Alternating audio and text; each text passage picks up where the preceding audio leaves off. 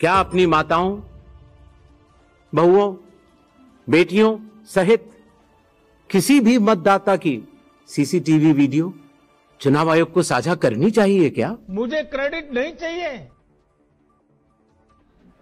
কিছুদিন আগে রাহুল গান্ধী যখন বলেছিলেন যে দেশ জুড়ে ভোট চুরি করছে বিজেপি, আর বিজেপিকে সেই ভোট চুরিতে সহযোগিতা করছে নির্বাচন কমিশন।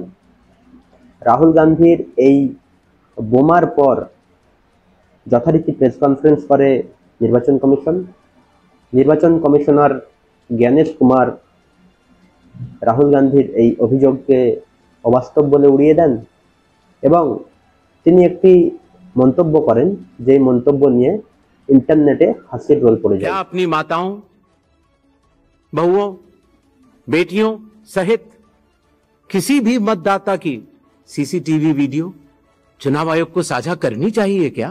ज्ञानेश कुमारेर मंतब्य छिलो जे भोट दिते आसा मा बोनेदेर भिडियो सीसीटीवी फुटेज शेयर करा उचित किना এই প্রশ্ন তিনি তুলেছিলেন। তারপরে ইন্টারনেটে জ্ঞানেশ কুমারের এই মন্তব্যের তীব্র বিরোধিতা শুরু হয়। এমনকি বহু প্রাক্তন নির্বাচন কমিশনার, রাজনৈতিক বিশ্লেষক, বিশেষজ্ঞরাও জ্ঞানেশ কুমারের এই মন্তব্যের বিরোধিতা করেছিলেন।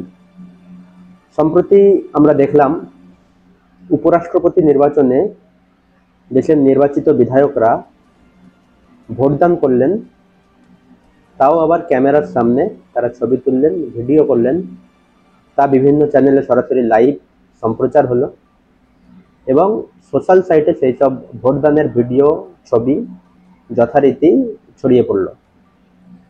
তাহলে কি নির্বাচন কমিশনার এই কথা আর বলবেন যে এটা ভুল হয়েছে? যেভাবে সাধারণ ভোটারদের সিসিটিভি ফুটেজ শেয়ার করা যাবে না, একইভাবে নির্বাচিত বিধায়করা যখন উপরাষ্ট্রপতি পদের জন্য ভোটদান করছেন সেই ভিডিও কিন্তু শেয়ার করা যাবে না। তাহলে নির্বাচন কমিশনারের এই দ্বিমুখী নীতি কি জনসমক্ষে এসে গেল না? পাশাপাশি আরো একটি প্রশ্ন যেটা উঠছে, যে আমরা দেখলাম রাষ্ট্রপতি, উপরাষ্ট্রপতি যখন নির্বাচন হলো তখন নরেন্দ্র মোদী থেকে শুরু করে আরো যারা ভোটার ছিলেন, অর্থাৎ নির্বাচিত বিধায়করা যারা ভোটদান করেন উপরাষ্ট্রপতি পদের জন্য, তারা সবাই কিন্তু ব্যালটে ভোট দিলেন। তাহলে যদি রাষ্ট্রপতি পদের ভোট ব্যালটে হতে পারে, উপরাষ্ট্রপতি পদের ভোট যদি ব্যালটে হতে পারে, তাহলে